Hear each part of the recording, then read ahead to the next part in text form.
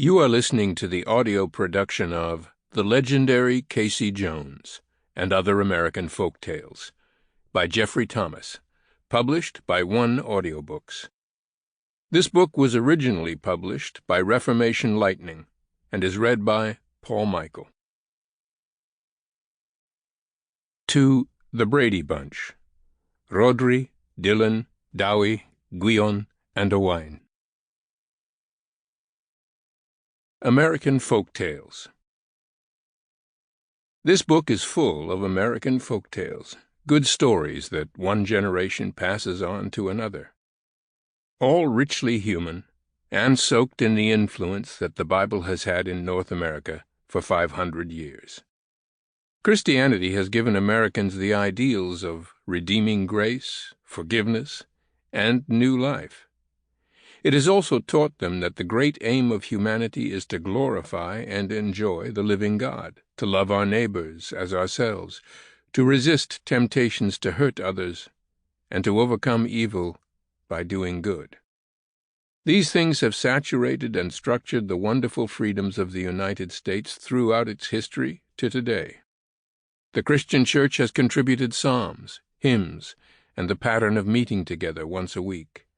It has defined and encouraged family life, of parents nurturing and teaching their children, telling them their stories and describing their heritage. Folktales go back to an agricultural age, to an acquaintance with wild animals, deer, rabbits, foxes, cougars, raccoons, buffaloes, beavers, and bears. The stories reflect the presence of Native Americans, African Americans, Latinos, Chicanos, and Canadians, who all have injected their own stories into the mix of the continent's folklore. North American folktales have homespun humor by the bucketful. They are less bloodthirsty and far less cruel than many of the stories gathered in Germany by the Brothers Grimm, but European fairy tales have had a pervasive effect on the population of the United States through its millions of immigrants. They are all part of the incredible mix of the nation's folklore. In this book you will find larger-than-life historical personalities, nostalgia, quaintness, and cuteness, but also inspiration and encouragement to consider afresh the rich achievements of individuals who have come to acknowledge Jesus Christ as their Lord and God. Beware of the words, smiles, and frowns of men. There are many people in the world who want you to put your trust in them. "Believe what I tell you," they cry. "Give me your support. Back me. See how clever I am. I've got it. I've arrived. Don't you want what I've got? Follow me, and then you and I will both have a wonderful future."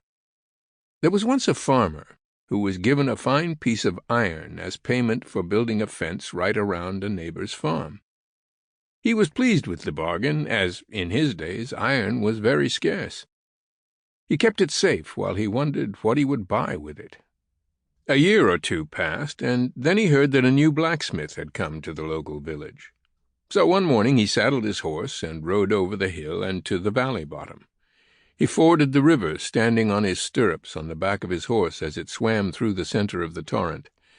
Then he rode the stallion down the bank for another mile until he came to the village and to the new smith. A curl of smoke came out of the chimney, and so the farmer knew that the smith was busy. He dismounted and tied his horse to the hitching rail. He picked up the heavy piece of iron from the saddlebag and carried it into the forge. "Good morning, neighbor," said the blacksmith. "Good morning, friend," said the farmer. "How's business?"